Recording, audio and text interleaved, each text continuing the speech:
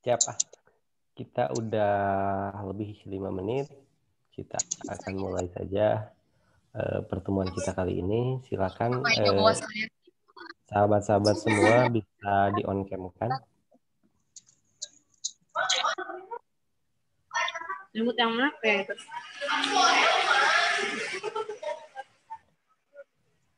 Yang lainnya bisa di mute dulu.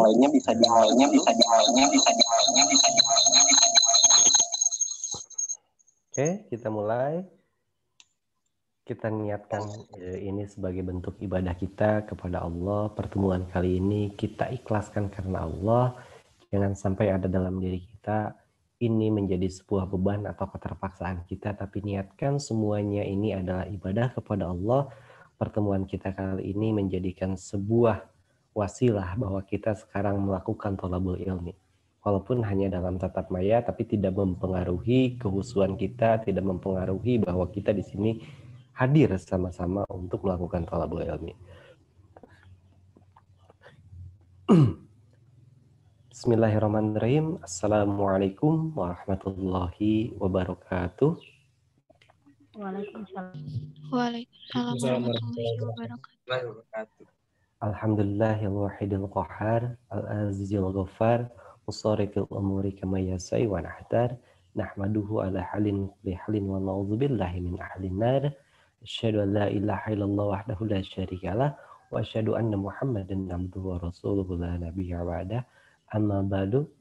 Rabbi shrah li sadri wa yassir li amri wa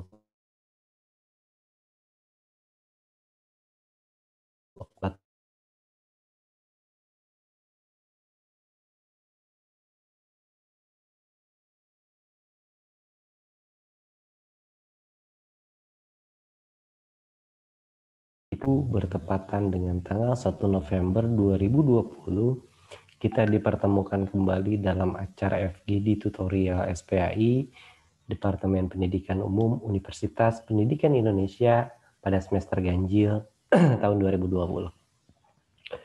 Sholawat beserta salam semoga selalu terlimpah curahkan kepada baginda alam, Rasul akhir zaman, Habibana wa Nabiyana Muhammad Sallallahu Alaihi Wasallam. Perkenalkan, saya Muhammad Farhan.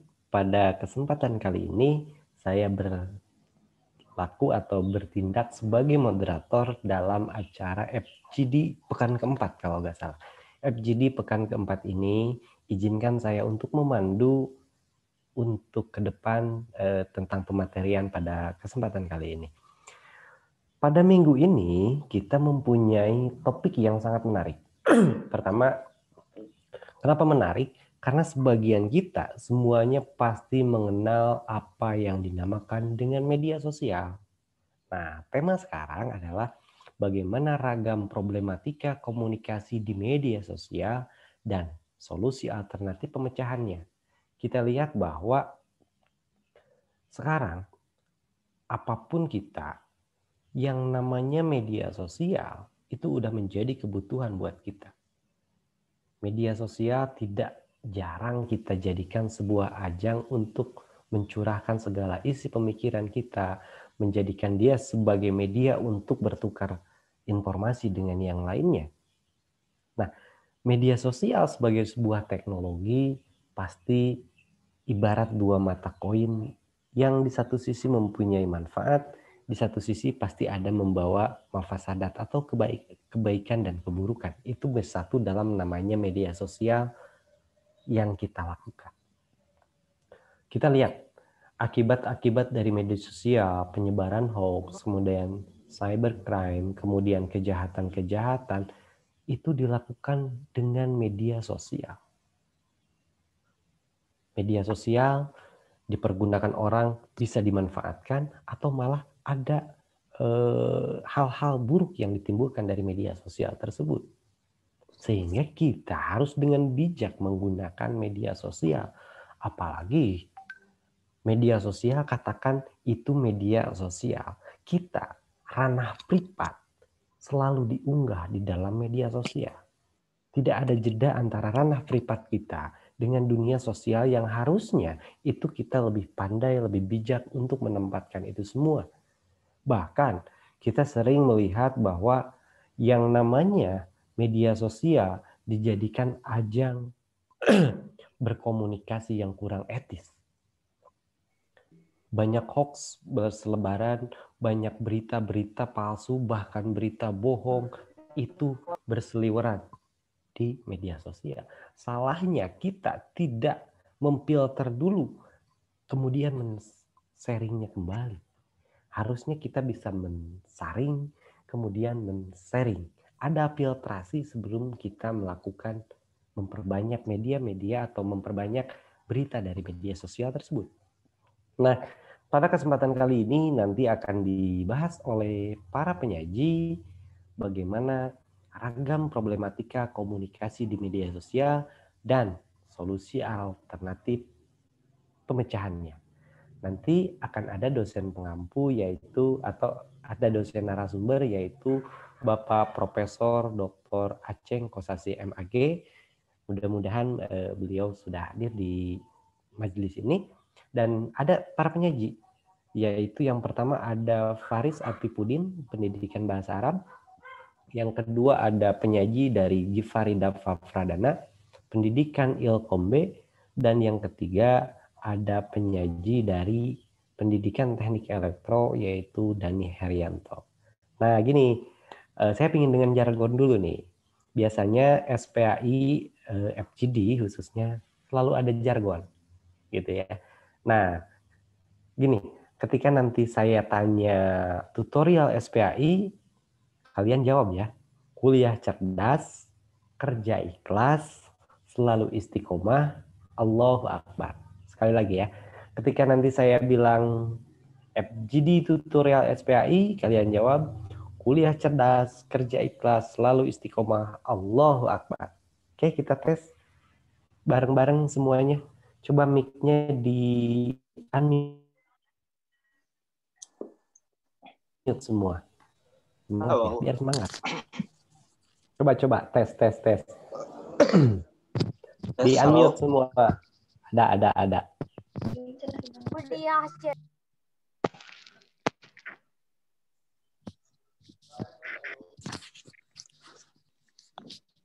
Udah, coba kalian jawab. Kuliah cerdas.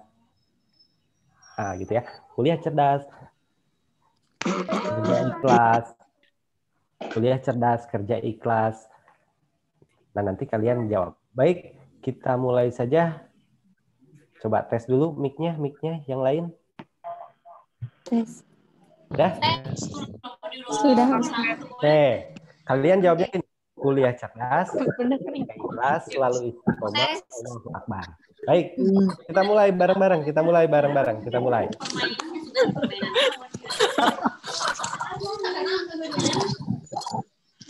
FGD tutorial SPAI. Cerdas, kerja ikhlas, selalu istiqomah, Allahu Akbar. Yakin saya ini karena jaringannya tidak sefrekuensi, jadi ada loading dari yang lain ya. Apa-apa. Kita mulai. Alhamdulillah para peserta sudah hadir semuanya, kemudian para penyaji juga udah standby. Alhamdulillah pada kesempatan kali ini saya melihat kalian sangat semangat sekali, sangat antusias sekali untuk mengikuti acara pada sore kali ini yang bertemakan tentang ragam problematika komunikasi di media sosial dan solusi alternatif pemecahan masalahnya. Silakan untuk menghemat waktu, saya persilahkan kepada penyaji yang pertama yaitu Faris Afifudin dari Pendidikan Bahasa Arab. Saya persilahkan waktu dan tempat kepada Faris. Terima kasih kepada Bapak Moderator. Assalamualaikum warahmatullahi wabarakatuh. Waalaikumsalam warahmatullahi wabarakatuh. Ismi Faris Alifuddin min Qismi Ta'limil Lughatil Arabiyyah. Al-an saubayinu lakum nadhariyati anil mushkilah dalam komunikasi di media sosial dan solusi alternatif pemecahannya. Sebelumnya, saya ingin memaparkan apa itu komunikasi. Komunikasi menurut KBBI adalah pengiriman dan penerimaan pesan atau berita antara dua orang atau lebih sehingga pesan yang dimaksud dapat dipahami. Berdasarkan pengertian tersebut, dapat diambil kesimpulan bahwasanya syarat terjadinya komunikasi adalah yang pertama, ada dua orang atau lebih sebagai yang berperan sebagai komunikator dan komunikan. Yang kedua adalah adanya pesan yang ingin disampaikan. Saya mengutip dari sebuah artikel bahwasanya komunikasi dijelaskan dalam Al-Quran dalam surat Ar-Rahman ayat 1-4 yang berbunyi, Ar-Rahman 'allamal Qur'an khalaqal insan wa 'allamahul bayan. Kata al-bayan dalam surat Ar-Rahman ayat keempat oleh Al-Syaukani ditafsirkan dalam tafsir Fath al-Qadir adalah sebagai kemampuan berkomunikasi. Tentunya seperti yang kita ketahui, komunikasi tidak akan lepas dari dari yang namanya bahasa. Bahasa sebagai perantara pesan yang ingin disampaikan oleh komunikator. Dan lalu apa itu bahasa? Bahasa menurut KBBI adalah sistem lambang bunyi yang arbitrer yang digunakan oleh anggota suatu masyarakat untuk bekerja sama, berinteraksi atau berkomunikasi, dan mengidentifikasi diri. Dari pengertian tersebut, bisa kita garis bawahi bahwasanya fungsi bahasa adalah salah satunya untuk berinteraksi atau berkomunikasi. Lalu kenapa? Kenapa bahasa bisa dijadikan salah satu ragam problematika komunikasi di media sosial? Sebelumnya saya memohon maaf karena hanya bisa memaparkan satu problematika. Mungkin nanti dari penyaji yang lain akan memaparkan problem-problem yang lain dari komunikasi di media sosial. Yang pertama, kenapa bahasa menjadi satu problem dalam komunikasi khususnya di media sosial? Seperti yang kita ketahui, bahwasanya ketika kita berkomunikasi di berbagai platform media sosial seperti WhatsApp, Instagram, Twitter, dan sebagainya, memerlukan suatu bahasa. Bahasa yang kita sampaikan untuk menyampaikan pesan bisa berupa bahasa ucap, bahasa tulis, atau bahasa isyarat. Nah, untuk di bagian kiri yang prop itu adalah problematika atau problem, dan solu di bagian kanan adalah solution. Problematika yang pertama, penggunaan bahasa yang tidak tepat dan salah. Maksudnya di sini adalah ketika kita sebagai komunikator untuk yang ingin menyampaikan pesan kepada komunikan haruslah menggunakan bahasa yang tepat sesuai dengan tempat ke siapa kita akan menyampaikan pesan tersebut. Seperti misalnya kita sebagai mahasiswa adalah sebagai komunikator dan dosen adalah sebagai komunikan kita. Ketika kita ingin menanyakan perihal apapun kepada dosen, haruslah kita menggunakan bahasa yang tepat. Tidak mungkin ketika kita ingin menyampaikan atau mengutarakan pesan yang ingin kita sampaikan pada dosen tersebut, kita menggunakan bahasa keseharian kita yang kita gunakan seperti ke teman-teman kita yang lain. Misal seperti gue, lu, itu kan sangat tidak tepat gitu, tidak sesuai dengan tempatnya, seperti itu. Dan bahasa yang salah di sini saya menganalogikan sebagai bahasa yang mengandung kebohongan atau bahasa yang tidak memiliki kebenaran, seperti yang tadi sudah dijelaskan oleh Bapak Moderator, bahwasanya media sosial menjadi salah satu akar tersebarnya berita hoax seperti itu. Selanjutnya, problem yang kedua, bahasa yang tidak dimengerti komunikan. Maksudnya apa? Bahasa yang tidak dimengerti komunikan adalah menjadi satu problem karena apabila suatu komunikasi terjadi misalkan antara dua orang, komunikator dan komunikan, namun bahasa yang digunakan oleh komunikator tidak dimengerti oleh komunikan, maka itu tidak akan terjadi suatu komunikasi. Contohnya seperti yang tadi saya lakukan di awal, ketika saya memperkenalkan diri saya menggunakan bahasa Arab, mungkin banyak teman-teman di sini yang tidak mengerti apa makna dari apa yang saya sampaikan menggunakan bahasa Arab tersebut. Nah, itu suatu contoh masalah dalam komunikasi, karena bahasa yang disampaikan tidak dimengerti oleh dua pihak, seperti itu. Ibarat contoh seperti ini, ada orang Thailand yang belajar bahasa Jepang namun menggunakan buku bahasa Korea. Nah, apabila orang Thailand tersebut tidak mengerti dari bahasa Korea tersebut, maka dia tidak akan bisa memahami dari bahasa Jepang tersebut, seperti itu. Jadi ketika kita berkomunikasi haruslah menggunakan bahasa yang dipahami oleh kedua pihak. Yang ketiga, yaitu kesalahan berbahasa oleh komunikator yang akan menyebabkan mispersepsi komunikasi. Apa kesalahan berbahasa yang dilakukan oleh komunikator di yang saya paparkan ini. Ketika berbahasa, ketika menyampaikan suatu pesan, seringkali seorang komunikator gitu ya salah menyampaikan pesan dalam berbahasa, salah berbahasa dalam menyampaikan pesan. Seperti contohnya yang sering saya alami sendiri, ketika kita berkomunikasi dengan teman kita, seorang komunikator atau teman saya misalnya, dia menyampaikan pesannya tapi tidak menggunakan tanda baca yang benar, yang baik dan benar gitu, tidak sesuai dengan PEB misal tanda bacanya, dan di situ akan menyebabkan yang keempat, kesalahan berbahasa oleh komunikan, yang juga akan menyebabkan mispersepsi komunikasi. Jadi untuk yang masalah ketiga dan masalah keempat saling berkaitan.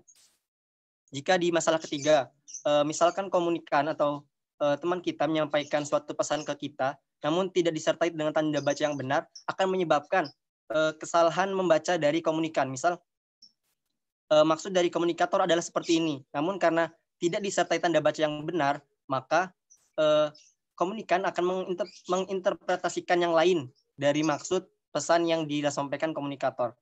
Dan misal, komunikan juga salah membaca atau salah menggunakan intonasi ketika membaca pesan dari komunikator. Itu juga akan menyebabkan mispersepsi komunikasi. Lalu bagaimana cara kita agar bisa memecahkan masalah-masalah yang terjadi ketika kita berkomunikasi dengan komunikator kita, atau kita sebagai komunikator dan lawan kita sebagai komunikan? Yang pertama, solusinya, yang pertama itu menggunakan bahasa yang tepat, baik, dan benar. Bahasa yang tepat seperti yang tadi sudah saya jelaskan di problemnya, kita menggunakan bahasa yang sesuai dengan tempatnya. Ketika kita berkomunikasi dengan dosen, seperti apa bahasa yang tepat kita gunakan, dan ketika kita berkomunikasi dengan teman kita melalui media sosial, bagaimana bahasa yang tepat gitu, yang kita sampaikan kepada teman kita. Bahasa yang baik dan benar. Tentunya di solusi ini juga saling berkaitan 1-4. Baik dan benar, maksudnya di sini bahasa juga mengandung kebenaran, mengandung suatu informasi yang benar gitu, tidak mengandung informasi yang salah.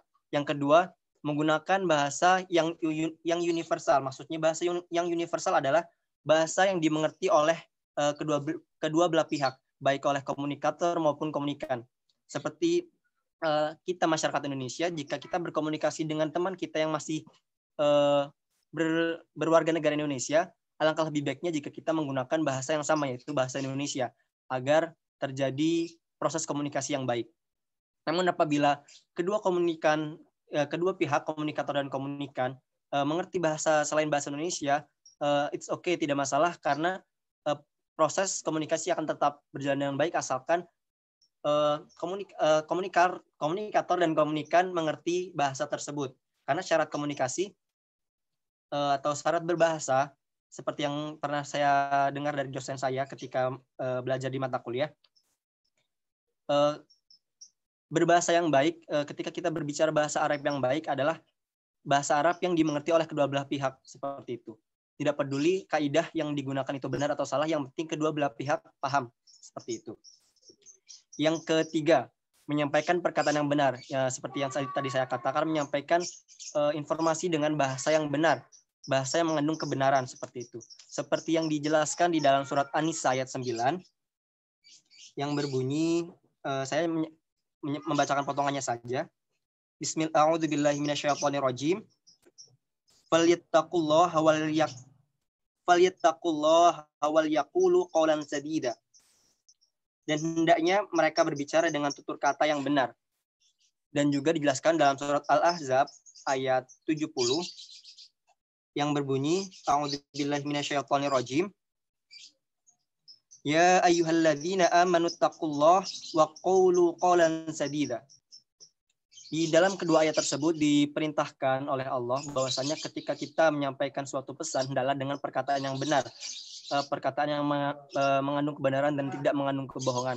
Karena jika perkataan tersebut mengandung kebohongan, maka akan terjadi suatu masalah, yaitu akan tersebarnya hoax dan seperti yang lainnya.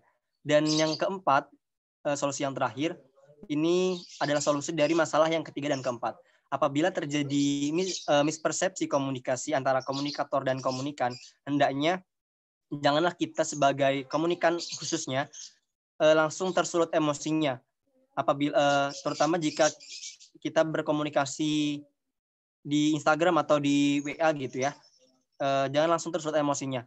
Alangkah lebih baiknya kita meminta mengonfirmasi kepada komunikator dan meminta klarifikasi, maksudnya dari bahasa yang dia pesan yang dia sampaikan melalui bahasa yang dia kirim itu bagaimana maksudnya, apakah maksudnya seperti ini atau maksudnya seperti itu. Jadi apabila terjadi hal tersebut, terjadi mispersepsi komunikasi, hendaknya kita lakukan konfirmasi dan klarifikasi kepada komunikator kita agar tidak terjadi salah paham dan akhirnya menyebabkan perpecahan dari dua belah pihak. Yumkin kafain aktafi minni. Syukran la husni ihtimamikum istima'ikum. Wassalamualaikum warahmatullahi wabarakatuh. Saya kembalikan ke Bapak Moderator. Terima kasih. Waalaikumsalam warahmatullahi wabarakatuh. Luar biasa, keren sekali ya. Bagaimana komunikasinya bukan hanya satu bahasa, tapi bagaimana menggunakan bahasa-bahasa lain. Tapi tadi penyaji bilang ketika komunikan dan komunikator tidak connect, kalian hanya melongo saja gitu ya. Termasuk saya, melongo, nggak ngerti juga ya apa yang disampaikannya. Tapi pahamlah apa yang diutarakan sama penyaji pertama. Yang intinya bahwa yang namanya komunikasi, seperti yang tadi saya tangkap, adalah proses penyampaian informasi. Entah itu ide, entah itu gagasan, entah itu pesan, yang intinya harus sampai antara komunikan dan komunikator sehingga maknanya dapat diambil. Adapun ketika berbeda antara yang disampaikan komunikan dengan komunikator, langkah yang perlu diambil adalah bertabayun atau tadi mengkonfirmasi apa yang menjadi pesannya sehingga tidak menjadi mispersepsi atau misunderstand ketika ada pemahaman yang salah. Yang lebih salah lagi, pahamnya yang salah disebarkan kepada orang lain, itu bertambah-tambah salahnya ya. Nah, mudah-mudahan kita udah disadarkan tadi oleh penyaji, kemudian nanti ada penyaji lain, kita tidak terlanjur salah dalam berkomunikasi. Kemudian ada etika bahwa yang harus dilakukan adalah bagaimana mensaring sebelum men-sharing, sehingga tidak melanjutkan tradisi salah yang dilakukan. Baik, untuk pemateri kedua saya persilahkan kepada Gifari Dava Pradana dari Pendidikan Ilkom. Waktu dan tempat saya persilahkan kepada Gifari. Enggak, Gifari. Baik Ustaz, terima kasih banyak. Bismillahirrahmanirrahim. Assalamualaikum warahmatullahi wabarakatuh. Subhanallah walhamdulillah wa la ilaha illallah wallahu akbar la haula wala quwwata illa billahil aliyyil azim. Sebelumnya terima kasih kepada Bapak Moderator atas waktu yang telah diberikan. Ya, Gifari Dava Pradana Manahi sebagai penyaji yang akan membawakan tema ragam problematika di media sosial dan mungkin teman-teman juga udah tahu ya media sosial itu apa. Media sosial adalah sarana yang digunakan oleh orang-orang untuk berinteraksi satu sama lain dengan cara menciptakan, berbagi, serta bertukar informasi dan gagasan dalam sebuah jaringan dan komunikasi virtual. Nah, media sosial itu wadah itu ya, wadah untuk bertukar pikiran, bertukar informasi seperti itu. Mungkin saya mau di sini ngebawainnya gitu ya, ngebawainnya cuma 4, sebetulnya banyak ya, oleh adanya. Jadi, nah maksudnya gimana gitu ya?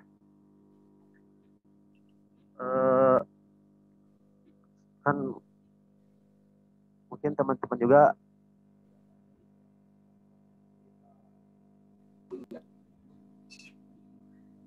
pelecehan yang terjadi di abad. Gifari bisa pelan-pelan suaranya, soalnya putus-putus nih. Penyampaiannya agak pelan. Mungkin boleh off cam dulu, takutnya itu mengganggu koneksinya. Silakan di off cam, cobain. Silakan presentasi lagi.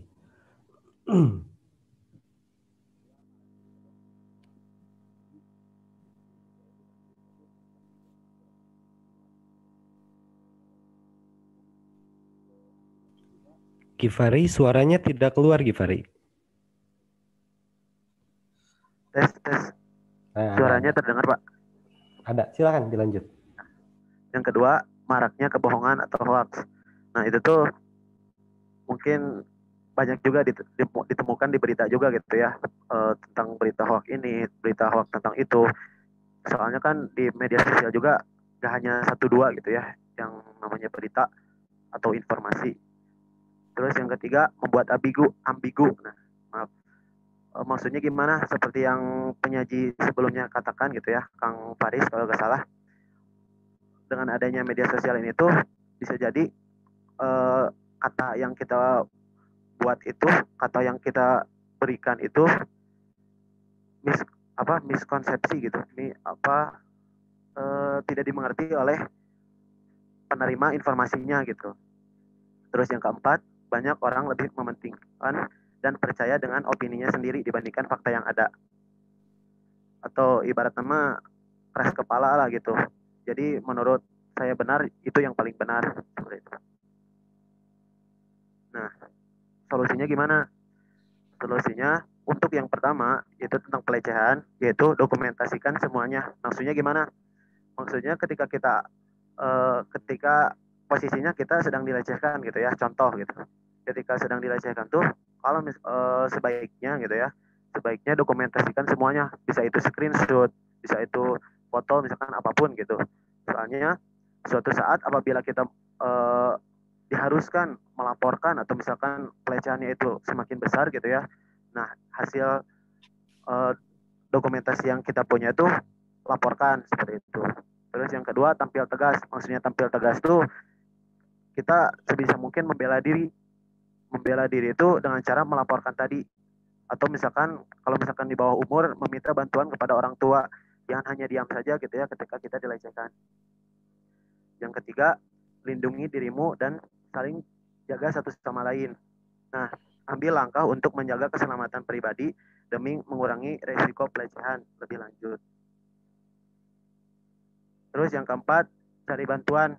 Cari bantuannya tuh seperti yang saya katakan tadi gitu, bisa ke pihak kepolisian atau misalkan paling yang terdekat dulu tuh ke orang tua tuh atau ke orang yang kita percayai gitu. Yang poin yang kedua, berpikir terlebih dahulu sebelum meneruskan pesan kepada orang lain. Seperti seperti halnya kata Bapak barusan gitu ya, Bapak moderator katakan, apabila kita menerima informasi atau berita, berpikir terlebih dahulu sebelum meneruskan kepada orang lain. Bisa saja berita yang kita terima itu hoax atau palsu gitu. Langkahnya yang pertama, cari keaslian berita. Maksudnya keaslian berita itu dengan cara gimana? Dengan cara ketika kita mendapatkan informasi, terus kalau bisa gitu ya, cari lagi berita yang serupa, terus bandingkan.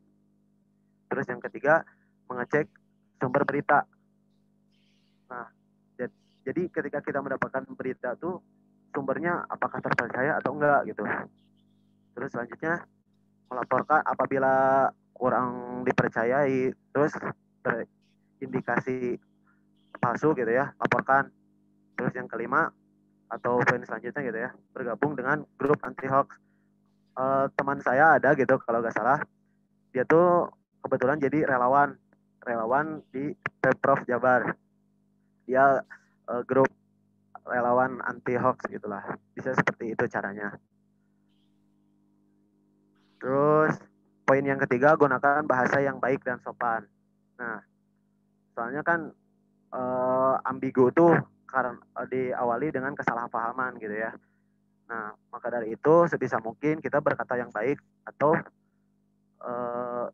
kalau misalkan nggak bisa gitu ya berkata baik, atau lebih baiknya diam gitu. Seperti yang di Islam juga ada hadis kalau nggak salah, falyakul khairan aw liyasmut, berkatalah yang baik atau diam, seperti itu. Terus yang terakhir, tanamkan dalam diri pribadi bahwa belum tentu opini yang dipunya itu 100% benar dan sering bertanya pada ahlinya. Ini mungkin yang solusi dari yang keempat ya. Jadi ini mah lebih ke pribadi gitu ya. Ketika kita memiliki pengetahuan, ketika kita memiliki pendapat gitu, belum tentu pendapat yang kita punya itu benar. Jadi maka dari itu, di Islam juga kan carilah ilmu sebanyak mungkin gitu ya. Kalau misalkan menerima informasi itu jangan dari satu sumber, jadi carilah yang lain gitu, atau diskusi sama ulama atau sama apa, tanyakan tentang ini tentang itu. Mungkin sekian dari saya, mohon maaf banyak kesalahan mungkin. Assalamualaikum warahmatullahi wabarakatuh. Terima kasih Bapak. Waalaikumsalam warahmatullahi wabarakatuh. Terima kasih untuk penyaji kedua, Gifarida Pradana dari Pendidikan Ilkom B yang sudah memaparkan kepada kita bagaimana media sosial yang baik itu. Namun, tadi terlihat bahwa ada yang namanya media sosial, ada disalahartikan menjadi sosial media. Nah, ini yang menjadi permasalahan mungkin nanti. Media sosial kita sering salah artikan menjadi sosial media. Yang harusnya media sosial itu adalah membedakan mana ranah privat sebagai individu, jangan sampai ranah privat kita share menjadi ranah sosial. Nah, ini menjadi sosial media. Nah, yang unik di media sosial, tadi selintas dikatakan bahwa media sosial itu bisa mendekatkan yang jauh, tapi kenapa menjauhkan yang dekat? Mohon kepada Muhammad ini bisa di-mute dulu. Muhammad siapa nih? Yang lainnya tolong di-mute dulu selain nanti pemateri.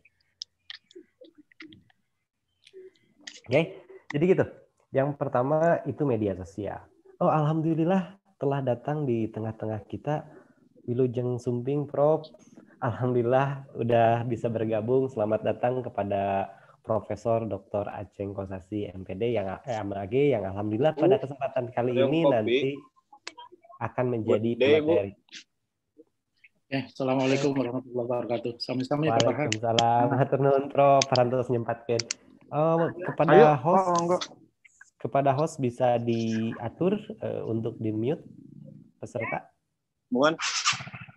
Kepada host, silakan siapa host yang standby. Nah, terima kasih. Baik, untuk mempersingkat waktu pada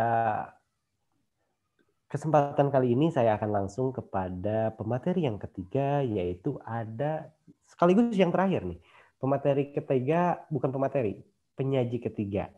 Sekaligus menjadi penyaji terakhir, yaitu kepada Saudara Dani Herianto dari Pendidikan Teknik Elektro B. Saya persilakan waktu dan tempatnya. Enggak, Kang Dani Herianto. Oke, cek suaranya apakah terdengar? Terdengar, mangga. Oke, cek. Terima kasih Bapak Moderator. Silakan saya untuk berbicara. Oke, mungkin nah di sini perkenalkan saya Dani Herianto dari Pendidikan Teknik Elektro B 2018 menjadi perwakilan untuk penyaji pada hari ini. Nah, mungkin tadi sudah dijelaskan begitu ya beberapa terkait problem dan solusi bagaimana kita mengatur cara komunikasi dalam media sosial. Nah, di sini saya akan menarik ke belakang dulu. Sebenarnya ketika kita sudah mengetahui tentang level komunikasi dalam media sosial, itu apa yang tadi yang menjadi problem dalam media sosial itu bisa dicegah. Karena ketika kita mengetahui level komunikasi ini, setidaknya kita mempunyai tindakan preventif untuk mencegah hal tersebut terjadi. Nah, mungkin saya akan menjelaskan dengan singkat terkait level komunikasi dalam media sosial. Yang ketiga, komunikasi publik. Yang ketiga, ada massa. Nah, tadi problem serta solusinya terkait bagaimana cara kita berkomunikasi harus dengan tutur kata yang bisa dipahami semua orang. Itu bisa terjadi pada ranah interpersonal, bahkan bisa melebur di komunikasi massa, karena media sosial atau dalam yang sekarang bisa disebut media baru begitu ya, komunikasi interpersonal dan komunikasi massa ini menjadi melebur menjadi satu.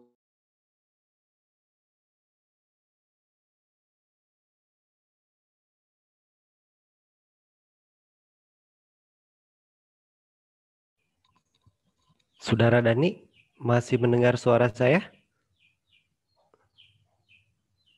Saudara Dani, apakah keluar? Kayaknya jaringannya ya. Barangkali dari Pendidikan Teknik Elektro B, siapa perwakilan lain selain Dani Haryanto yang akan mempresentasikan ini, saya persilakan. Karena Saudara Dani kayaknya gangguan di jaringan.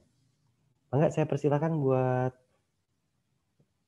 rekan seperjuangannya dari Teknik Elektro untuk memaparkan apa yang menjadi sajian pada pertemuan kita kali ini, yaitu tentang level komunikasi dalam media sosial.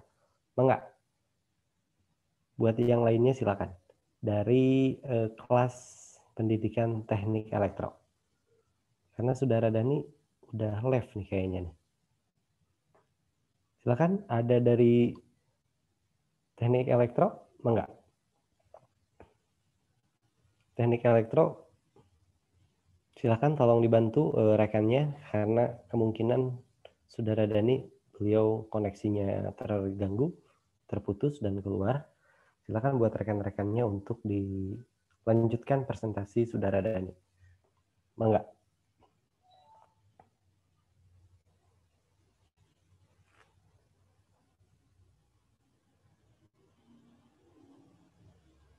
Silakan. Atau dari pengurus ada antisipasi siapa selain Saudara Dani tadi? Silakan buat yang lainnya.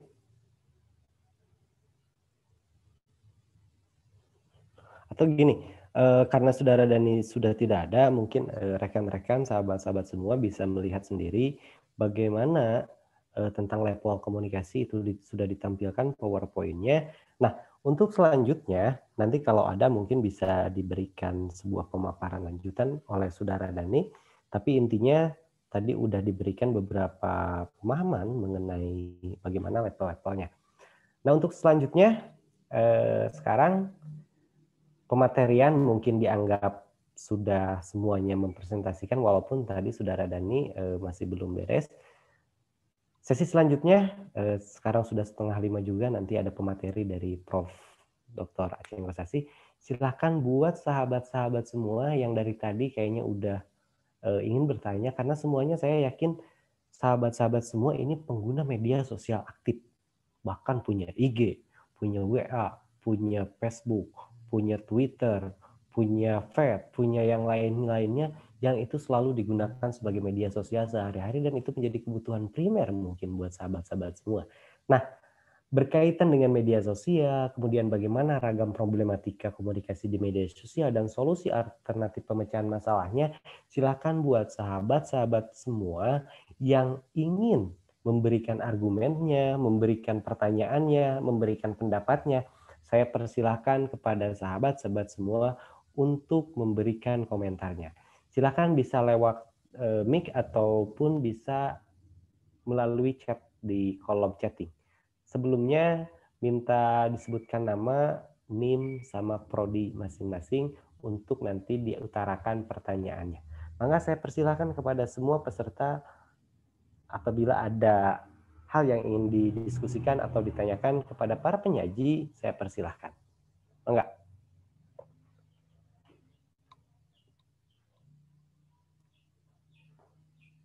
Silakan, boleh langsung. Kalau langsung mic-nya di unmute dulu. Kalau mau di chat, silakan. Nanti saya bacakan. Tapi mending langsung saja. Silakan buat sahabat-sahabat semuanya yang ingin bertanya, saya persilahkan.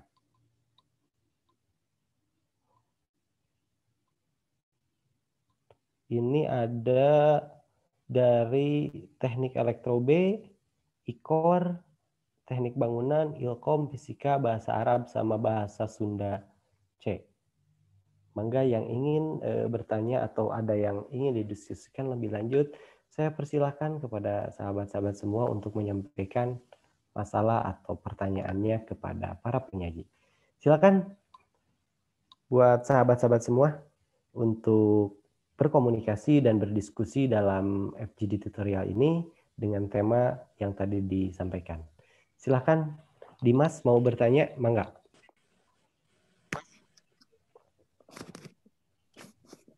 Ya, bismillahirrahmanirrahim. Apakah ada suaranya? Silakan, Saudara Dimas terdengar.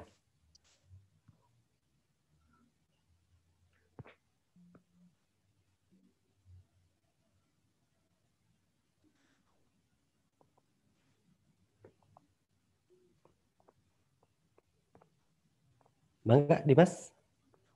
Sudah kedengar? Oke. Pertanyaannya yaitu dari dulu ya pengalaman saya tuh pernah tahu cerita dari teman saya bahwa teman saya itu menjadi radikal atau menjadi melalui media sosial, melalui Facebook, Instagram dan sebagainya. Nah, pertanyaan saya, bagaimana kita, karena hal ini cukup sangat bisa jadi gerakan yang sangat masif sekali. Nah, bagaimana usaha kita untuk menangkal hal ini di media sosialnya? Terima kasih. Baik, terima kasih. Pertanyaan yang sangat luar biasa sekali. Bagaimana nanti media sosial dapat menggiring opini publik ya, sehingga apa yang kita tonton menjadi tuntunan buat kita. Baik, Saudara Dimas, terima kasih atas pertanyaannya. Saya bacakan selain nunggu dari sahabat-sahabat semua yang ingin bertanya, saya persilahkan sambil saya membacakan pertanyaan dari rekan kalian, yaitu dari Saudara Pardan dari Fisika juga. Nah, tadi yang pertama saya tampung dulu dari Saudara siapa tuh? Yang kedua dari Saudara Pardan, yaitu bagaimana menyikapi teman yang menebar kebencian di sosmed. Nah, ini sering nih. Entah itu kita sering lakukan atau kita sering membaca postingan-postingan ya. Postingan-postingan di IG sampai berantem tuh. Berantem postingan di IG, postingan di Facebook, postingan di WA. Itu sampai berantem. Nah, pertanyaannya bagaimana nih menyikapi teman yang menebar kebencian di sosmed yang padahal udah dikasih tahu tapi tetap ngeyel. Nah, ini mental-mental anak muda tuh gini. Dikasih tahu tapi tetap ngeyel. Nah, mudah-mudahan nanti ada sedikit pencerahan dari para penyaji terkait pertanyaannya Pardan. Saya persilahkan kepada para penyaji untuk memberikan komentar, memberikan jawabannya terkait tadi pertanyaan yang pertama adalah bagaimana menyikapi sikap radikal yang ditimbulkan dari media sosial, entah itu dari blog, Facebook, ataupun yang lainnya. Nah, yang kedua, bagaimana menyikapi tentang menyikapi sebuah kebencian yang ditebar di sosmed tapi dikasih tahu tutupnya ya. Saya persilahkan kepada para penyaji. Mangga. Baik, terima kasih. Di sini saya akan mencoba ya menanggapi dari penanya pertama dan kedua sekaligus. Tapi ini saya disclaimer dulu, ini menurut saya pribadi. Menurut saya memang benar media sosial sering digunakan sosial media atau media sosial itulah sering digunakan oleh banyak orang untuk menyebarkan paham-paham yang tidak baik, intinya menggiring opini masyarakat ke hal-hal yang buruk. Bagaimana sikap kita? Kita sebagai manusia yang bisa dibilang sekarang sudah menuju ke tahap kedewasaan dan kita sudah mengetahui mana yang baik dan mana yang benar, dan kita sebagai mahasiswa gitu ya yang kaum intelek harusnya bisa memilih dan memilah informasi mana yang baik dan informasi yang benar. Dan seperti yang tadi saya katakan, jika informasi tersebut tidak benar, angka lebih baiknya kita bertabayun, kita mencari dasar sumber dari informasi yang tersebar tersebut. Misal seperti berita hoax, kita jangan langsung percaya terhadap berita tersebut. Kita lebih baik bertabayun dulu, kita mencari dasar asal mula dari mana berita tersebut beredar. Sehingga kita bisa memutuskan sikap kita dalam menyikapi berita tersebut. Itu untuk yang penanya pertama. Nanti mungkin dari penyaji yang lainnya akan ditambahkan. Selanjutnya untuk yang penanya kedua, yang bagaimana sikap kita dalam menghadapi teman yang menebar kebencian melalui media sosial. Yang udah dikasih tahu tapi tetap ngeyel. Balik lagi, kita sebagai manusia gitu ya, manusia sosial. Kalau misalnya ada teman yang seperti itu, janganlah kita ikut-ikut gitu. Jangan ikut-ikut menyebarkan kebencian ke orang yang dia tuju. Walaupun udah dikasih tahu tetap ngeyel, kita harus tetap sabar gitu, sabar menghadapi teman yang menyebar kebencian tersebut, tetap menasihati gitu. Agar dia berhenti menebar kebencian, karena dari kebencian yang dia sebarkan di media sosial itu akan berakibat tidak hanya untuk orang yang dituju oleh orang tersebut, namun akan berakibat juga ke dirinya sendiri. Seperti itu. Mungkin itu menurut saya. Terima kasih. Baik. Terima kasih kepada penyaji pertama, Paris. Tadi penyajinya ada 3 ya. Untuk yang kedua silakan, ada yang memberi komentar? Enggak. Tadi siapa yang kedua tuh? Bentar. Yang kedua Givari Dava. Silakan. Saya udah di chat Bapak. Suaranya putus-putus di sini. Enggak putus-putus. Enggak, silakan. Masih terdengar. Silakan Givari. Mungkin untuk yang pertanyaan pertama saya belum bisa jawab sepenuhnya. Tapi untuk jawaban yang gitu ya, bagaimana menyikapi teman yang menebar kebencian di sosial media yang padahal udah dikasih tahu tapi tetap ngeyel gitu ya. Kalau menurut etika di sosial media yang saya tahu gitu ya, pertama berikan informasi pada orang yang bersangkutan gitu ya, yang menebar kebencian itu, bahwa konten yang dia tulis itu mengandung kebencian yang akan menyulut kemarahan dan tidak menyelesaikan persoalan gitu.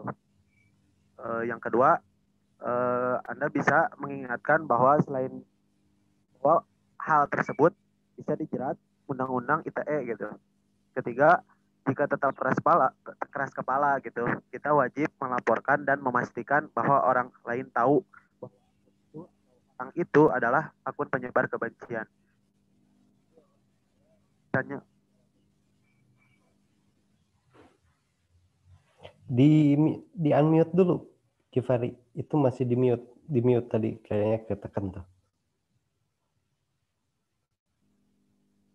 Halo? Iya, silakan.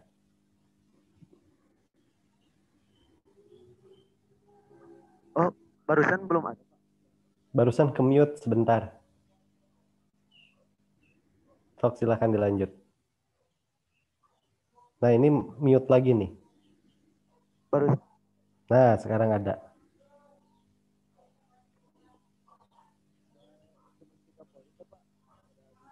Silakan, ada.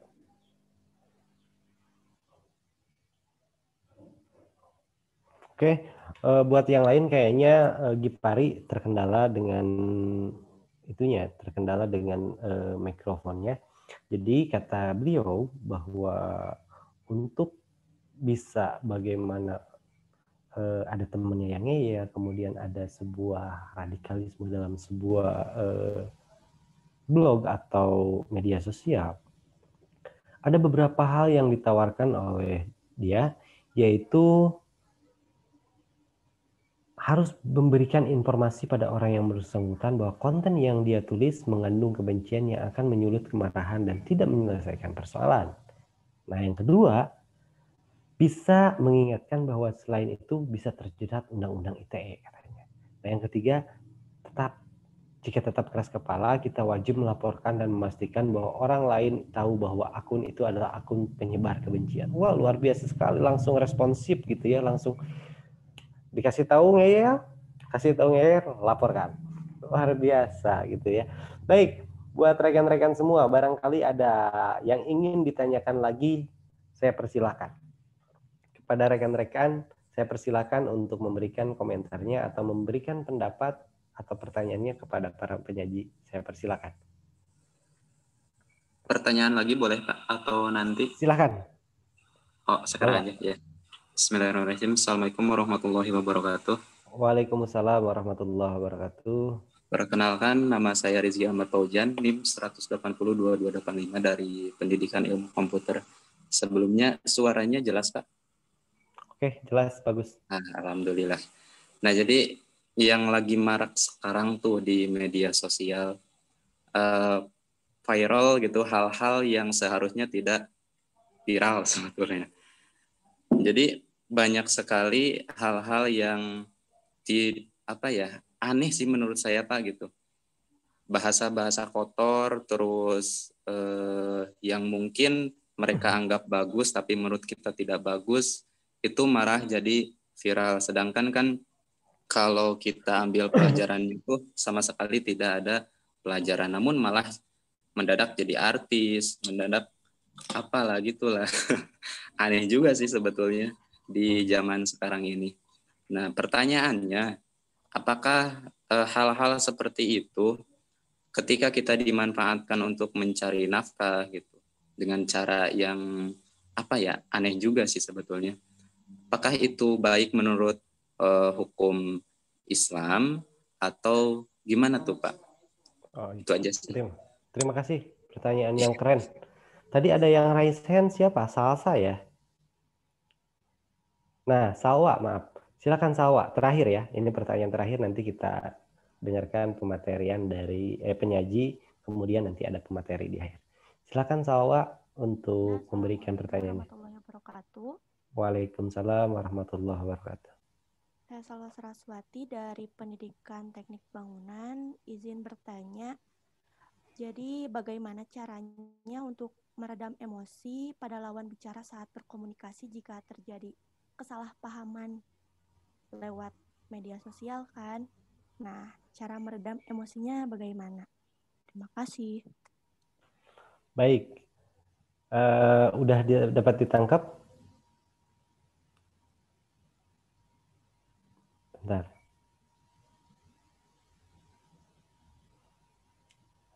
Silahkan buat pemateri, penyaji. Ada 2 pertanyaan tuh. Yang pertama tadi dari rekan kalian dan satu lagi dari Salwa ya. Mangga untuk para penyaji untuk memberikan komentarnya, saya persilahkan.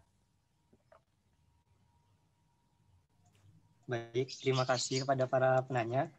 Mungkin saya akan mencoba ya untuk yang di penanya yang tentang hal-hal yang viral tersebut. Bagaimana pandangan hukum Islam terhadap orang-orang yang memanfaatkan hal-hal yang tadi tidak baik ya, yang viral, yang tapi tidak seharusnya viral untuk mencari nafkah seperti itu. Yang saya tangkap seperti itu, apakah benar? Ya, benar sekali Kang, benar. Oke. Sepengetahuan saya, jika ini kita kaitkan dengan mencari nafkah dulu ya.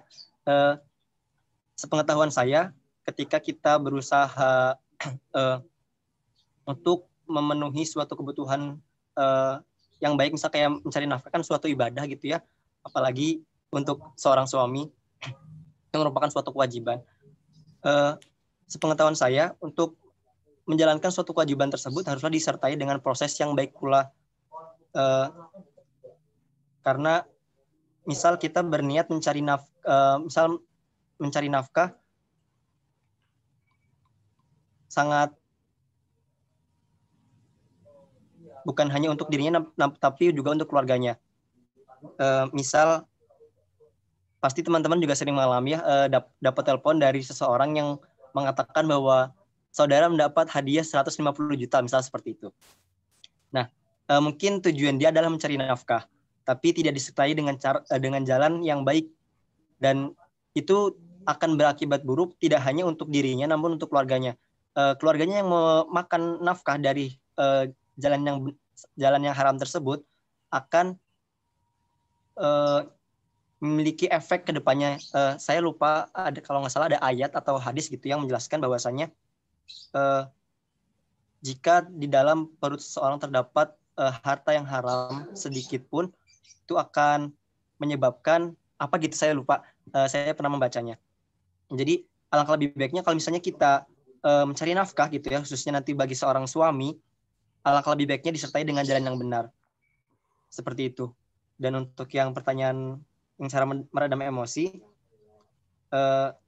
Allah telah mewariskan kepada kita sikap sabar ya. Dan jika teman-teman sering mendengar bahwa sabar ada batasannya, saya tidak setuju dengan pernyataan tersebut. Bahwasanya menurut saya sabar tidak ada batasnya. Karena kalau sabar ada batasnya, namanya tidak sabar. Jadi cara meredam emosi, kita sabar gitu menghadapi teman-teman yang mungkin menyulut emosi kita di media sosial. Kita cukup sabar, dan mungkin kita bisa mengintrospeksi diri juga. Kenapa dia bisa semarah itu terhadap kita? Apakah ada sebelum dia melakukan marah tersebut, apakah kita melakukan kesalahan atau seperti apa? Mungkin itu saja dari saya. Mohon maaf bila ada kesalahan. Boleh ke penyaji yang lain. Terima kasih. Enggak. Tadi pertanyaan dari Sawa mungkin sedikit. Boleh sudah dibahas? Bapak ya? Enggak. Yang silakan. Yang cara meredam emosi. Iya. Silakan buat yang lain. Penyajinya tadi ada 2 ya. Yang ketiga tadi udah masuk room lagi belum ya? Silakan buat penyaji berikutnya. Siapa tadi itu? Givari ya? Mangga Givari. Bismillah, kedengaran Pak suaranya? Ya, kedengaran. Mungkin untuk Kang Ape ya, Kang Rizky Ahmad Paujan mau menjawab. Jika sekelas tah. Sekelas Pak. Pantas. Mungkin gini ya, untuk sebenarnya kalau misalkan mencari nafkah itu seperti yang dikatakan sama Kang Faris barusan ya, itu tuh jadikan kewajiban terutama bagi suami gitu ya. Sebenarnya kalau misalkan buat cari nafkahnya itu gak salah, cuman caranya gitu. Caranya bisa dilakukan, tapi Allah belum tentu ridho. Seperti itu mungkin kalau misalkan jawaban dari saya. Terus punten Teh Salwa, pertanyaannya yang sama saya belum kedengeran gitu, boleh diulang?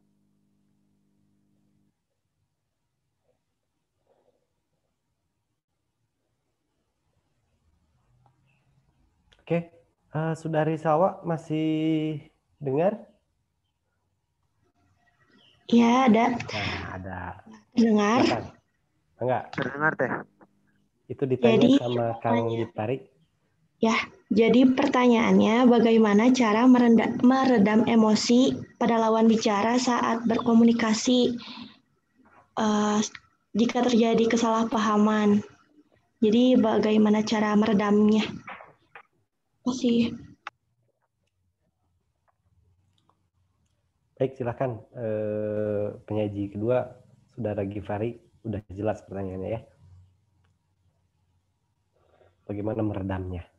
Apakah handphonenya langsung dimasukkan air es? Itu meredam juga bisa. Jadi dingin gitu ya. Sama es-esnya, sama handphonenya mati. Gitu ya. Tapi yang panas jadi otak, gitu, otak kita. Karena jangan handphonenya jadi error. Silakan Givari untuk memberikan komentarnya.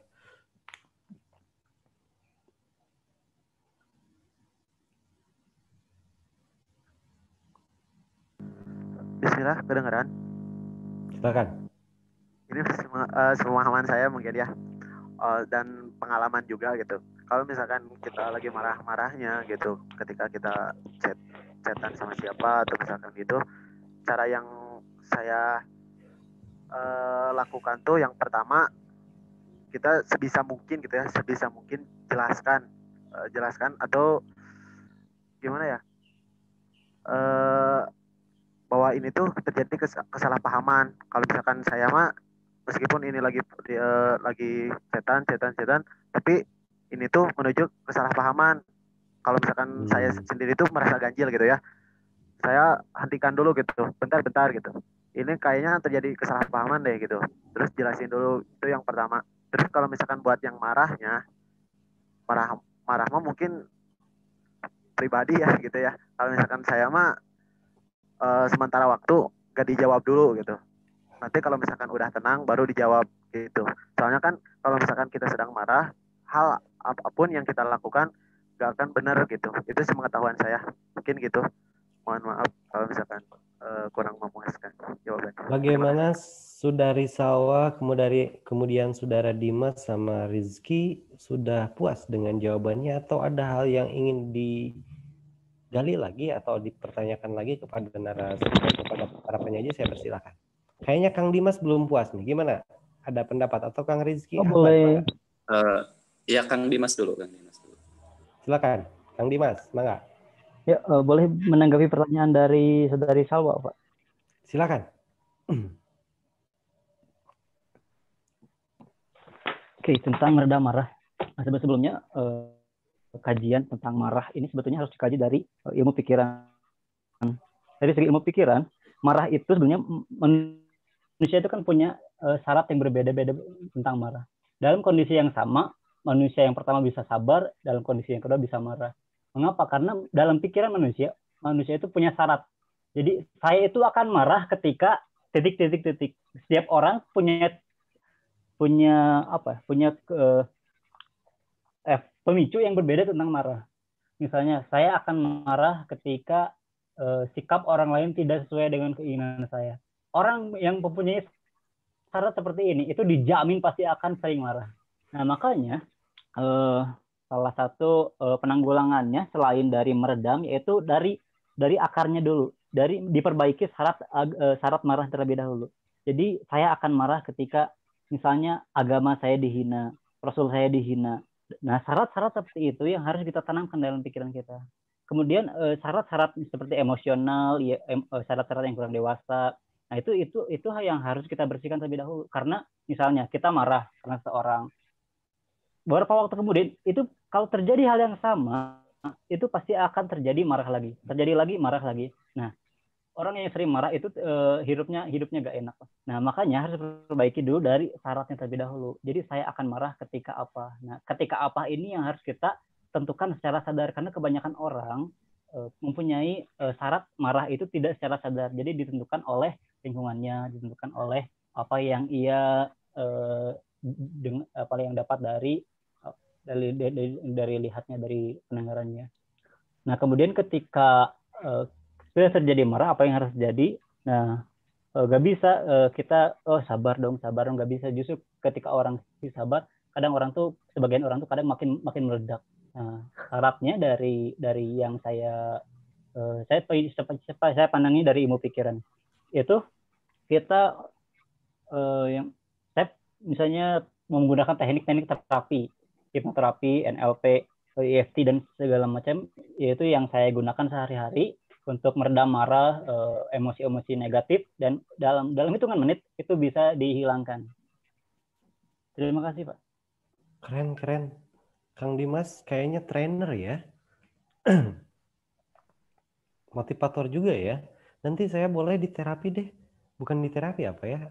Disuges mungkin ya, diberikan sebuah apa namanya itu ya? Manajemen marah ya. Karena saya sering tidak terkendali marahnya juga ya. Apalagi tangga tua, marahnya itu suka tidak terkendali nih Kang Dimas nih. Nanti bolehlah kita sharing bagaimana manajemen marah, kemudian manajemen resiko, manajemen akhirnya gimana marah agar bisa terkendali. Karena ini penting sekali. Karena marah datang dari setan, dan itu bisa kita kendalikan, berarti kita sudah bisa mengendalikan setan tersebut. Walaupun ada cara-cara mungkin di Islam dengan manajemen marah itu bisa dilakukan dengan cara berwudu, dari berdiri kita ke duduk, kemudian berwudu, dari duduk bisa berbaring. Itu salah satu manajemen marah. Nanti kita bisa sinkronkan bagaimana dari sisi psikologi atau dari sisi humanity-nya. Oke, Kang Dimas, keren. Bangga, silakan. Tadi Kang Rizky mau memberikan komentarnya, saya persilakan. Aduh, sudah sama Bapak dijawab barusan. Nggak apa-apa, Dari saya masuk berdiri aja. ke duduk, dari duduk ke berbaring sudah terjawab, Pak. Sudah. Gitu. Udah. Siap. Bangga, ada Sudah, Kang Pak, makasih. Panji. Keren, ada Kang Panji, silakan. Halo, Assalamualaikum. Bangga, waalaikumsalam. Suaranya ada? Ya, ada. Izin menanggapi ya, Bapak, untuk tadi yang tentang mengontrol marah emosional. Jujur dari saya sendiri, saya pernah bisnis dengan saudara gitu, dan sampai akhirnya modal sama apa-apanya habis. Dan ini kejadian adik tingkat saya itu, dia juga sama gitu. Si uangnya itu sama, pokoknya kena tipu lah. Dan dia itu marah besar sampai curhat ke saya. Nah, untuk menanggapi tadi yang terapi, kalau saya itu menenangkan bahwa ya menjelaskan secara baik-baik gitu, karena ya memang yang kamu alami itu wajar gitu. Kalau kamu marah, silahkan marah. Kalau kamu ingin menyebut dia, ya mohon maafnya ini brengsek atau apa, karena memang kenyataannya seperti itu kan, dia yang ditipu gitu. Setelah dia emosinya redam, baru saya menyarankan untuk ya kita serahkan aja lah kepada Allah, karena ya memang mungkin sudah yang namanya musibah, mau gimana lagi gitu kan, karena orangnya juga tidak bertanggung jawab. Jadi ya setelah itu alhamdulillah adik tingkat saya mendengarkan saya gitu, dan ya udahlah, kita sama-sama pernah mengalami nasib yang sama gitu. Jadi alhamdulillah saya bisa meredam emosi adik tingkat saya. Mungkin itu komentar dari saya, Bapak. Terima kasih. Wassalamualaikum. Bentar Panji. Adik tingkatnya laki-laki perempuan, saya curiga nih. Siapa yang curhatnya nih? Alhamdulillah laki-laki, Bapak. Oh, suka laki-laki sekarang ya? Luar biasa. Oh ya. Enggak, bercanda Panji, dianggap Iya. serius ya. Mohon maaf buat sahabat-sahabat semua. Pemateri kayaknya terkendala jaringan. Tadi sudah sempat masuk di tengah-tengah kita semua dan sekarang ternyata susah untuk masuk lagi dan jaringannya kayaknya tidak memungkinkan untuk masuk lagi. Dikarenakan hal tersebut, saya lanjut kepada diskusi karena kalau misalkan saya dari moderator kepada diskusi kepada pemateri asal nggak balance ya.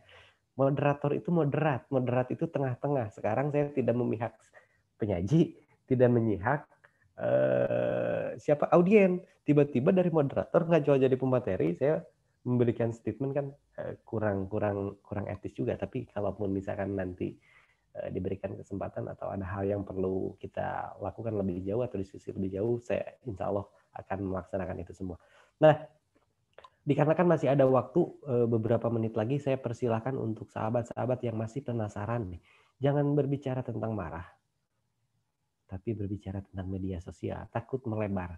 Nah, boleh marahnya tapi dalam konteks sosial media atau media sosial.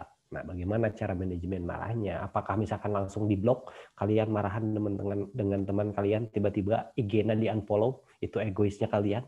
Atau misalkan di WA kalian lagi marah-marah, WA-nya diblok, IG-nya diblok, yang lainnya diblok, itu kan nggak tahu marah yang diekspresikan dalam media sosial. Atau misalkan kalian sindir sampir, namanya sindir sampirnya bahasa Indonesianya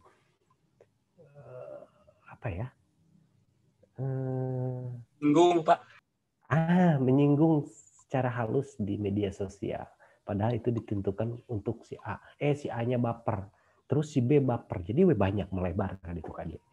Baik, silakan buat sahabat-sahabat semua, barangkali ada yang ingin memberikan komentar atau memberikan pandangannya terkait tema kita pada sore kali ini, yaitu bagaimana ragam problematika komunikasi di media sosial dan solusi alternatif pemecahan masalahnya. Saya persilakan untuk penanya terakhir atau akan memberikan statement atau memberikan argumentasi dan pendapatnya, saya persilakan barangkali ada untuk satu orang terakhir. Mangga, bisa raise hand, bisa diketik atau bisa unmute langsung. Silakan. Boleh Saudara Teddy Adi Sudrajat, silakan. Kang Teddy, mangga. Pak izin menanggapi tentang yang marah ya. Mangga. Kalau menurut saya titik marah seseorang itu karena suatu ketersinggungan ya. Jadi kita juga harus bisa memfilter ketersinggungan kita gitu. Apakah ini berhak untuk marah atau tidak, tapi kalau udah selesai marahnya, kita juga harus introspeksi diri. Kenapa kita bisa marah kayak gitu? Kenapa kita bisa marah oleh hal yang kayak gitu? Kalau dari saya segitu sih, Pak. Makasih. Baik. Jadi kita kembalikan lagi kepada diri sendiri ya. Kenapa kita bisa marah? Bagaimana penanggulangan marahnya? Tadi katakan Dimas, bagaimana bisa mengalihkan pikiran kita? Kita marah tuh kenapa? Tadi menarik sekali ketika ada yang ditanyakan bagaimana sebuah ada yang namanya sebuah radikalisme yang dipaparkan melalui tulisan yang halus. Saya jadi teringat gini, saya ini bukan jadi pemateri ya, jadi moderator ya. Kalau jadi pemateri saya jadi moderatornya hilang. Kalian bisa bayangkan pada suatu waktu saya misalkan sekarang nih, ada yang mau berkomentar, Yani, silakan. Maaf Pak. Mangga. Afwan Pak, sebenarnya suara saya kedengaran sebelumnya? Kedengaran. Mangga. Oke, terima kasih. Saya bukan menanggapi tapi lebih ingin bertanya. Tadi kan soal ditanya siapa yang bertanya, jadi saya langsung angkat tangan. Oke, di sini saya ingin bertanya mengenai problematika komunikasi di media sosial. Sekarang ini kan banyak sekali media sosial ini ramai dengan pembicaraan seseorang dengan kata-kata yang bijak. Namun pada kenyataannya adalah banyak orang yang menanggapi bahwa dari segi orang itu ngomong tuh sangat bijak, tapi perilakunya itu kalau bisa dibilang, maaf ya, sebelumnya ada yang bilang kayak bejat, ada yang bilang seperti ini. Nah, bagaimana caranya upaya diri saya sendiri atau teman-teman saya atau yang lainnya supaya menyikapi bahwa mungkin itu adalah perilakunya, namun tidak bahasanya gitu. Apakah dari segi itu maksudnya gimana caranya kita untuk bisa meyakinkan ke teman kita bahwa apa yang dibilang oleh dia, misalkan si A ini mengatakan misi visinya A dan B, namun dari perilakunya itu sebenarnya seperti itu, cuman dari perkataannya tuh sangat meyakinkan gitu. Bagaimana caranya untuk merubah persepsi dari teman saya yang tidak menyukai si orang A ini menjadi yakin kepada dia dengan bukti-bukti yang dia berikan. Nah, itu bagaimana caranya? Karena orang ini salah satu teman-teman saya dan lainnya itu adalah keras kepala. Karena mungkin dari segi perilakunya mungkin pernah dilakukan buruk, cuman dia mau berubah, cuman mau baik, tapi ternyata ya masuk aja kayak gitu, Pak. Terima kasih. Curhat ini tuh, curhat ya? Maaf Pak, panjang Pak. Biar lebih jelas masuk pertanyaan. Gak apa-apa. Ya, terima kasih pertanyaan yang sangat rasional dan itu terjadi di kita loh. Terjadi di kita, terjadi di keseharian kita, dan itu bersinggungan dengan kita semua setiap hari. Silakan buat pemateri, barangkali ada yang ingin memberikan komentarnya dulu. Silakan, tadi Saudara Givari sama siapa ya tadi pemateri itu? Atau ada dari rekan-rekan semua yang ingin memberikan komentarnya, emang enggak? Oh, Saudara Paris sama Saudara Dani, mangga. Paris, apakah masih di sana? Masih, Bapak. Silakan. Baik, terima kasih. Saya mencoba ya, walaupun tadi pertanyaan panjang, saya mencoba menjawab setangkap saya. Nanti kalau misalnya salah, boleh dikoreksi. Cara merubah persepsi orang terhadap orang lain.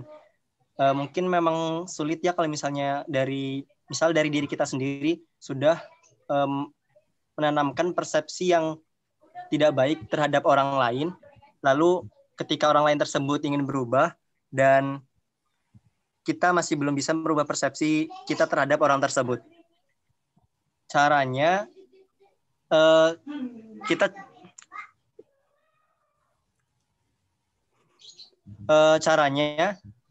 menurut saya ini memang sering terjadi juga ya. Saya juga pernah menemukan ada orang yang sok bijak, tapi ada orang yang mencoba bijak tapi perilakunya juga belum bisa sepenuhnya sesuai dengan ucapannya. Mungkin dia orang yang ingin berubah tersebut, apa ya? Saya juga masih sedikit bingung ya, karena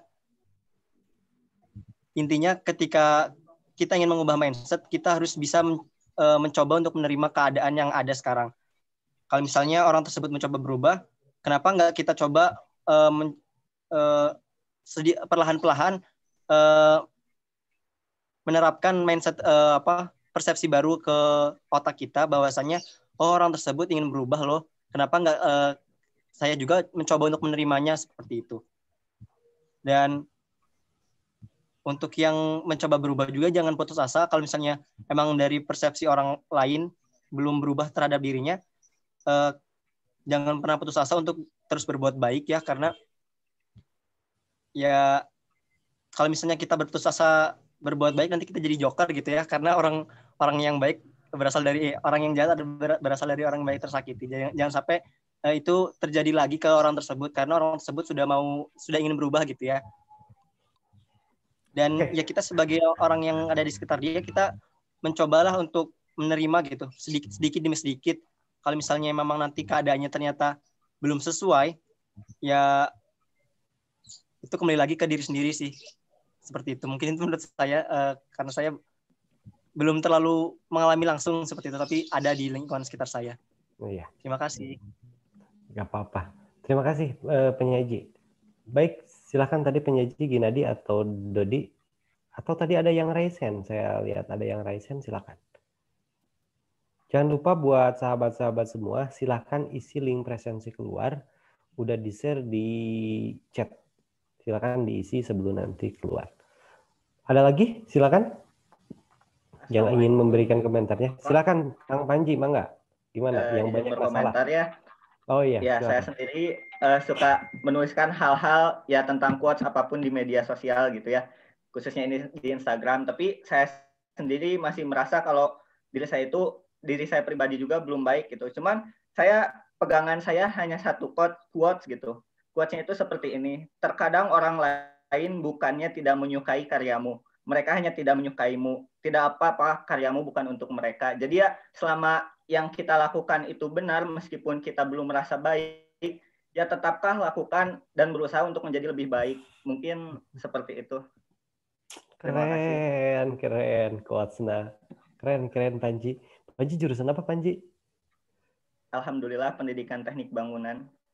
Wis, nanti di bangunan dia bikin graffiti itu, kuat-kuatnya di graffiti itu, di bangunan bisa jadi indah tuh nanti ya. Bisa dikombin tuh.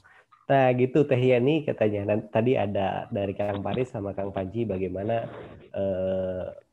ketika melihat ini sok bijak, sok baik padahal tahu modalnya ya, tahu kelakuannya ya. Nah itu berarti harus membedakan mana objek orang, mana subjek orang. Tidak boleh digabung antara pribadi dengan kelakuan. Atau dalam bahasa agamanya, undur mankola walatan dur makola. Jangan melihat siapa yang bicara, tapi apa yang dibicarakannya. Jangan melihat siapa kalau kata Teguh, jangan melihat siapa yang membuat quote-nya, tapi lihat quote-nya apa. Manfaat ambil, tidak jangan.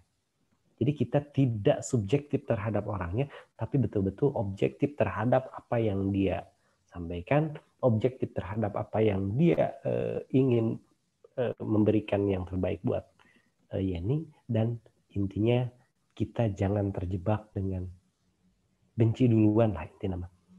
Mematung dia dalam hati. Mematung dia atau menggambar dia dalam hati kita. Nah, itu yang bahaya. Menggambar dalam hati. Dalam artian kita udah mempunyai gambaran tentang dia, mau digambar baik, mau digambar jelek, itu pasti ada di dalam hati kita. Ketika hati kita sudah menggambar jelek tentang orang itu, apa yang diberikan orang itu baik ataupun buruk, pasti dianggap buruk semua. Karena hati kita sudah menggambar tentang orang itu. Atau sudah mematung orang itu dalam hati kita. Konsekuensinya, terima secara objektif apa yang menjadi sebuah sampaiannya, apa yang disampaikannya, jangan melihat siapa yang menyampaikannya. Baik, rekan-rekan semua, karena waktu juga yang sudah menunjukkan pukul 17.00, alhamdulillah pada kesempatan kali ini diskusi, kemudian penyajian materi dari para penyaji sudah selesai dan sudah di penghujung acara. Saya sebagai moderator tidak bisa menyimpulkan, silahkan kalian sendiri sudah pada besar, simpulkan masing-masing, karena kalian mempunyai intelektual yang berbeda, tidak untuk diseragamkan sama saya, jadi kalian bisa membuat kesimpulan masing-masing, yang intinya bagaimana komunikasi di media sosial dapat dilakukan secara dengan bijak dan lebih baik. Nah, untuk sahabat-sahabat semua, silakan sekali lagi jangan lupa isi presensinya, dan kita akhiri pada pertemuan kali ini dengan sama-sama membaca hamdalah. Alhamdulillahirrahmanirrahim. Terima kasih buat sahabat-sahabat yang sudah berpartisipasi pada kesempatan sore ini. Saya Muhammad Farhan, mohon undur diri dari sahabat-sahabat semua. Mohon undur diri dari rekan-rekan yang sudah dengan setia dari tadi berpartisipasi, memberikan komentar, memberikan pendapat dan sanggahannya pada FGD tutorial kali ini.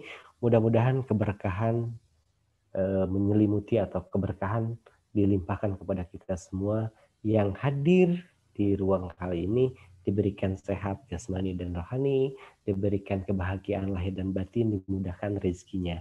Amin ya Allah ya Rabbal Alamin. Saya undur diri, terima kasih kepada semuanya.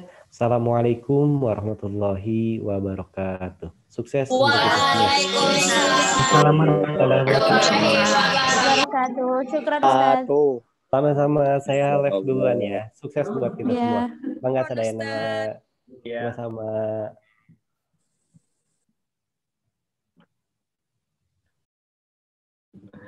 Abdan, kalian luar biasa. What now?